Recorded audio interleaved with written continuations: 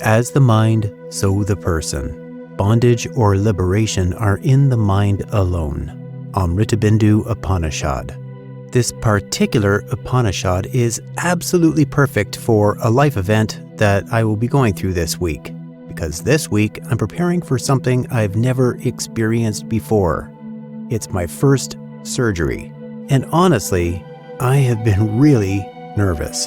Very, very nervous. And it's actually been kind of like an emotional roller coaster. Sometimes I'm very confident and bold. Other times the what if kind of comes into my mind and I start to get very nervous and worried. It's a vulnerable thing, I think, to hand my body over to a group of strangers to just start digging around while I'm unconscious. But it's also been very interesting for me in the fact that I have always been the person to be giving hope to a person that's going into surgery, with classic lines such as, "Oh, this is so common, they do this in their sleep," and so on and so forth. Now I get to be on the other side of the experience, and there's a part of me that's actually really grateful for that too. But I happened to notice that as the date gets closer, I started to notice some familiar old signs that come up when I have something very important coming up. And that is a scratchy throat and that heavy feeling of a cold coming on. This isn't something new. In fact, when the surgery got booked, I thought to myself, I better not get a cold before I have to go in, because that'll ruin everything and I'll have to rebook the date.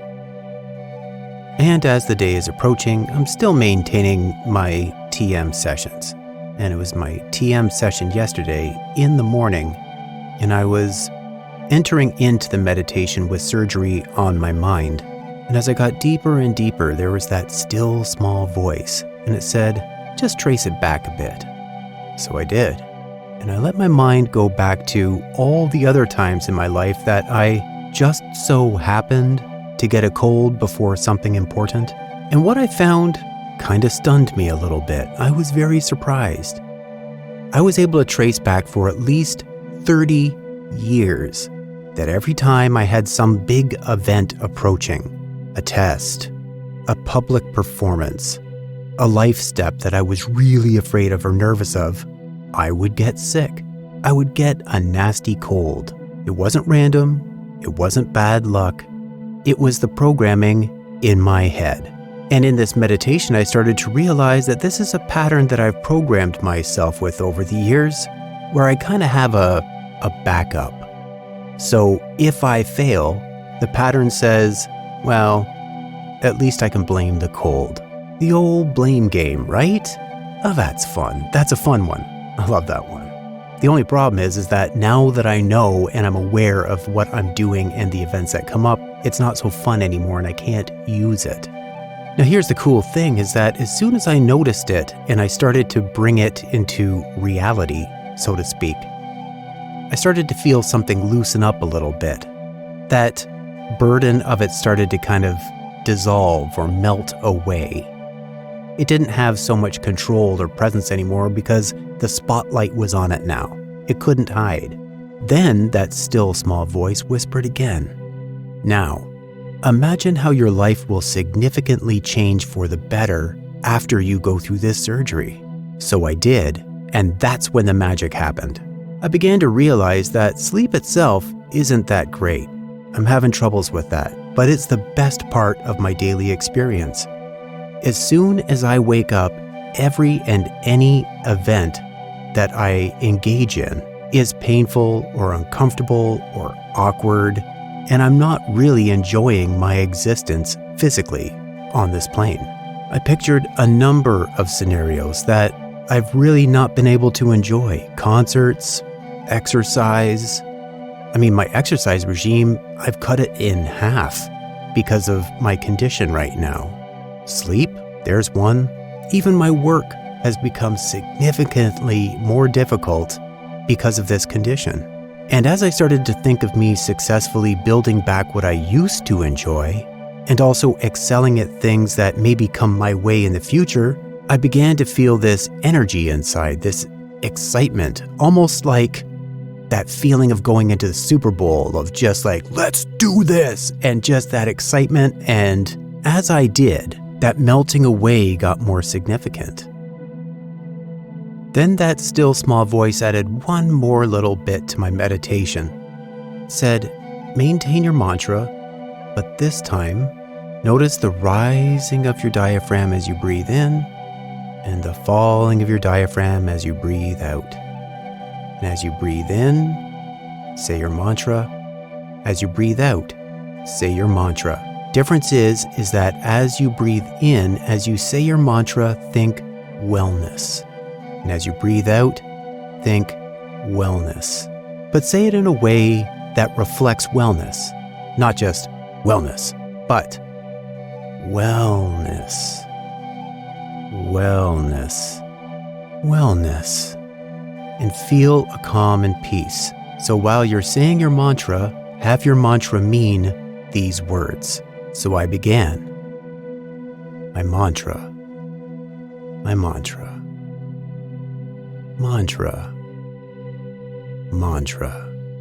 And then that still small voice said, now, maintain the mantra with the thought of wellness, but picture as you inhale, you're inhaling a brilliant spiritual light.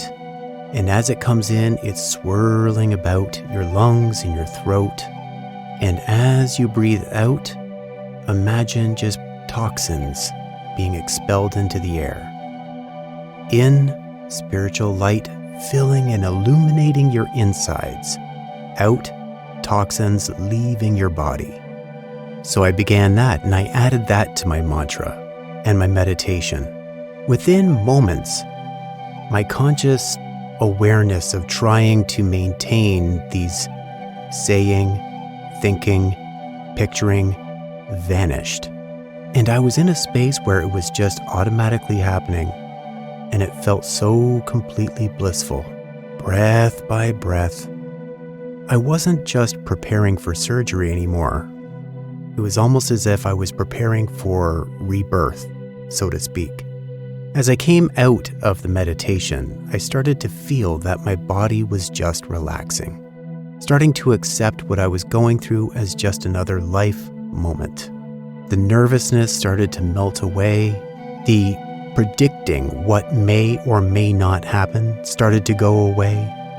See, once again, trying to live in the future. And a lot of that living in the future was mental projections from things of my past that I was trying to anticipate for the future. But in all aspects, I wasn't living in the now. What's interesting is later in the day, I was reading another one of my books, and ironically, this came up. The mind is everything. What you think, you become. The Buddha. I had to honestly have a big, huge, silly grin because I knew that I had just lived out what this was speaking about. I had shifted from fear to hope, from sickness to healing, not by force, but just by awareness. I also felt like a little moment of victory because a little bit of programming that had kept me from so many successes in the past, I was now able to look at and get rid of. So it wasn't just feeling free to have surgery, it was experiencing the freedom from the bondage of my mind that I had actually just created myself. So maybe healing doesn't start when the body changes. Maybe it starts when the mind awakens. Maybe it starts when we finally see what's been running quietly in the background all this time. And maybe when we catch those old patterns in the act, we can offer them up to the divine and breathe ourselves into a new way of being. Thank you for walking with me through this moment, this life event. And I'm anticipating that this surgery is probably going to keep me from doing a couple of posts, but I'm going to try and do them anyway. I'm faced with the fact that my sound quality might not be what it could be because I'm just going to have to do it in a different room. My sincere apologies ahead of time. But until then, I wish you and your loved ones all the best. Have a wonderful experience. Bye for now.